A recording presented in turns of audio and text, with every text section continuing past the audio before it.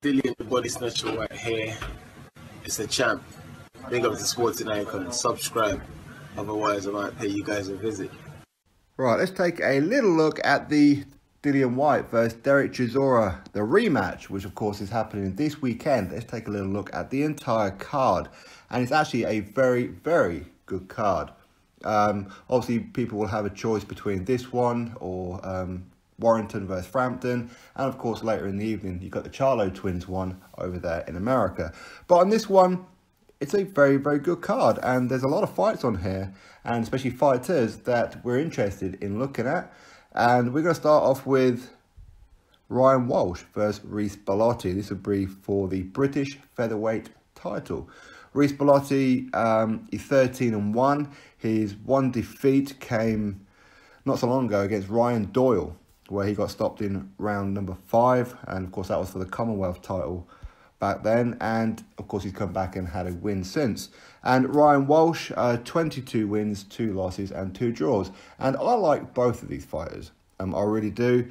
With Ryan Walsh, he's never been stopped, but he has lost. One of them was for the European title against Quinlan, but I feel, though, that Ryan Walsh should have got the nod in that fight. Just my opinion, don't mean I'm right, of course. And he lost on points to Lee Selby way back in 2013. Now, with Ryan Walsh, in fact, I'm pretty sure he's a Frank Warren fighter, or at least he was. Because I know that he has been fighting on Frank Warren's show, so I just presumed he was a Frank Warren fighter.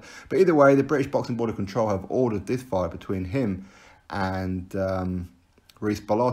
Now, last time out for Ryan Walsh, he got a draw against Isaac Lowe, undefeated, who is, of course, best friends with Tyson Fury. But again, I think Ryan Walsh won that fight. If I'm being brutally honest, I think that Ryan Walsh won that fight. He just looked like a damn beast in that ring. He really, really did. He's just an absolute animal at times. But this is a very, very good fight. As to who wins this one, I don't know. I'm probably going to have to favour Walsh, to be fair, but I wouldn't at all be upset with Rhys winning. I like Rhys very, very much, and as I said, not at all would I be disappointed if Bellotti wins or Ryan Walsh wins. I'm really not bothered. So very good fight. And we have a WBC World Flyweight title fight. Christopher Rosales against Charlie Edwards. I like Charlie Edwards a lot. He's a real nice guy, and he's one of these kind of guys who, he's 13-1 right now. He's a young guy, not had too many fights, and this is his second opportunity at a world title. But he wants to test himself. He always wants to fight the best. He's not one to be sitting around and waiting for everybody. Now, last time out, Charlie Edwards, he did a real demolition job in my hometown of Newcastle here against Anthony Nelson, who is, of course, subsequently now retired since then. And you know, Charlie Edwards is one of these kind of guys where he just wants the big fights. He believes in his own abilities that much, which is why he took on Casimero back in 2016, which was for the IBF world title. Way, way, way too soon. But he believes in himself that much. And against domestic opposition, he's way past all of those.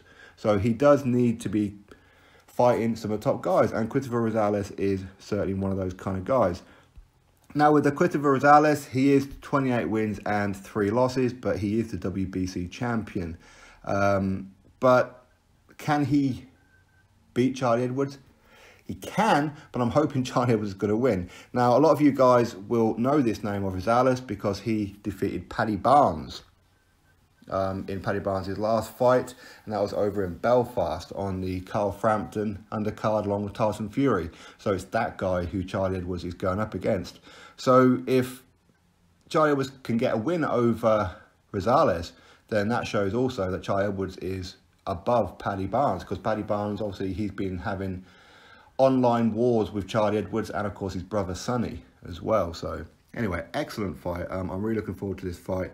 I really am, and hoping Charlie Edwards is going to do the business. I've got full faith in Charlie Edwards, but we'll have to wait and see. Joshua Buatsi will be making his 9th pro fight and defending his WBA International Light Heavyweight title against Renold Quinlan. A lot of you guys know him. He fought Chris Eubank Jr. when he was an IBO champion. Remember Chris Eubank Jr., he's running around with the IBO title, claiming it's a legitimate world title. I mean, it is a legitimate world title, but it's not one of the big four. You don't need it to become an undisputed or anything like that, because Eubank Jr. was running around with it like he's carrying a newborn baby. But it was Renold Quinlan that he defeated for it. Quinlan, very, very, very tough man. He hasn't had that many fights, really. I mean, he's from Australia, but he's got that toughness about him. And Australians are just tough people, right? He did lose his last fight. He got stopped by Damien Hooper. But, I mean, I didn't see that fight, but I heard that, again, Quinlan gave a very, very good account of himself in that fight. And previously before that, he lost to Chris Eubank Jr., as we all know. But his knockout ratio is not bad. 12 wins, 8 of those by knockout. So this is a very, very decent test for Joshua Buatsi, and a kind of fighter that I would love Anthony Yarde to have fought. I wouldn't have minded him fighting Renold Quinlan. But ideally, of course, I want Buatsi, I want Callum Johnson, Anthony Yarde, and Hosea Burton, and so on and so on. And previously Frank Buglioni, before he retired, to fight each other. That's what I want. That's my preference. But I think that Joshua Buatsi is in for a very, very tough night. He can defeat Renold Quinlan. Now, Quinlan is predominantly a super middleweight fighter, but he has been fighting at light heavyweight over the last fight or two. So it's going to be interesting, that's for sure, but one that I'm going to pick Buatsi to do, maybe a late stoppage or on points. So, anyway. And heavyweight, David Price will go up against Tom Little. Both of them have 6 losses on their record. David Price, 22 wins. Tom Little, 10 wins. Tom Little is of the kind of journeyman kind of level now. David Price is also of journeyman level, you could say, but he's always got that extra. He can punch his way to a victory, because he punches like a mule kicks, David Price. Problem is, when he gets hit himself, it's not always a good thing. So I do worry even when a jab comes in at David Price lately. And I know I shouldn't. It is boxing. He does do sparring. It's not like he gets knocked out in sparring or anything. Just that on the big show, it doesn't quite come together for him. But this is an interesting fight, David Price versus Tom Little. If Tom Little can get a victory over David Price, then that would be a very, very good look for him. Obviously, Tom Little's not afraid to get in the ring with anybody. Last time out, he lost to Daniel Dubois, but he came to fight Daniel Dubois. He didn't just come and lay down. He actually put it on Daniel Dubois at times as well. And he has lost to Dominic Akalande, as well as Dorian Darch, which is a little bit worrying. And he lost to Tom Dallas. Again, that's also a bit worrying. So you'll probably have to favour David Price in this fight. But as I said, Tom Little, he does punch a lot harder than what his record would suggest. And if he hits David Price clean on the chin, you never know. But these two know each other quite well. These guys have shared the ring together on over several rounds in sparring. So they know each other pretty well. So for me, I think David Price is going to win. And I think he's going to stop Tom Little. But I think it's going to be one of those where David Price needs to get rid of him in the first 3 or 4 rounds. Anything past that, if David Price is not in tip-top condition, I think Tom Little, he's got that DERECK CHISORA about him, where he will just keep on plodding forward. He will just keep on coming forward and hopefully land that punch as far as he's concerned. But we'll have to wait and see what happens anyway. And another interesting fighter, 11-0. He's actually a Haymaker, David Haye managed fighter in Linus Udofia. Very, very good fighter. I said he's 11-0, and he's one of these kind of guys where you could actually look on him to say he's one of the future of the division at middleweight, and certainly here in the UK. He's from Luton. As I said, he is managed by Steve Goodwin as well, but David Haye helps promote him. So, yeah, it's going to be an interesting one.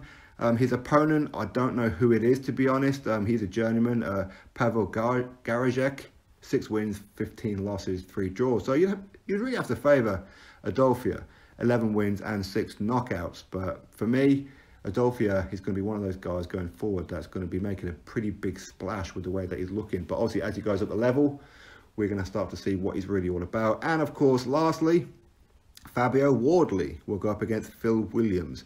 Fabio Wardley, he's a British fighter. He's from Ipswich. He's only 24 years old as well, but he's 6'5" and he's a heavyweight. So again, he's one of these kind of guys that at the minute you may not know him, but going forward, you may well do. Out of his 4 wins, he has stopped 3 of his opponents.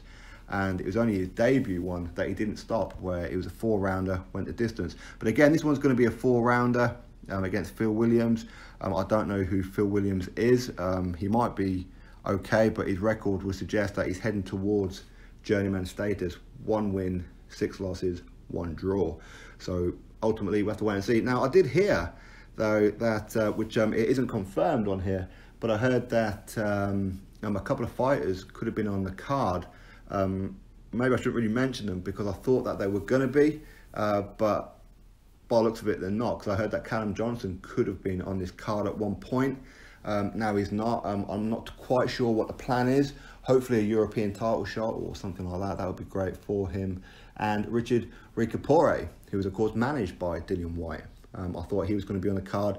Not too sure why he's not, because there's not a lot of fights on this card, but certainly there's enough of interest in there. I think every single fight has some kind of interest in it. For example, Fabio Wardley, how good is he going to be? Is he going to be a next heavyweight superstar?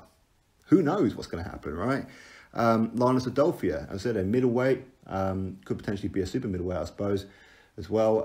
Again, he could be one for the future. David Price versus Tom Little. That's a very interesting fight from both sides of the fence. Joshua Buatsi in a decent step up, and a world title fight, Rosales versus Edwards.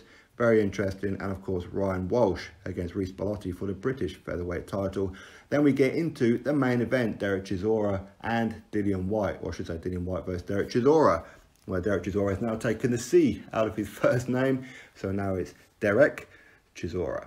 So Dillian Whyte, 24-1. His only one defeat was way back when against Anthony Joshua, but he's had some decent wins ever since he first beat Derek Chisora in their first fight. When he fought Derek Chisora, that was his his fourth fight in 6 months. So as you can see, going into that fight, he's not going to be in tip-top condition because he hasn't had enough rest time at all.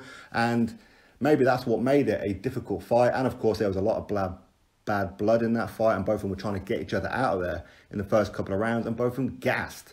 But anyway, this is the fight that we have, and it's an interesting one. For me, I'm going to pick Dillian Whyte to beat Derek Chisora by stoppage, and I think it will happen in the first half of the fight. But who knows? Who knows? I think that Dillian is going to be a bit more of a boxer in this fight. He's going to use his jab a whole lot more, and he's going to wait for Derek Chisora to come in and expect the body shots. Going to be the ones that's really going to give Derek Chisora some trouble. I felt in the first fight that Dillian didn't land enough body shots. He was headhunting. He may well headhunt at times in this one, but he's also going to be going for the body.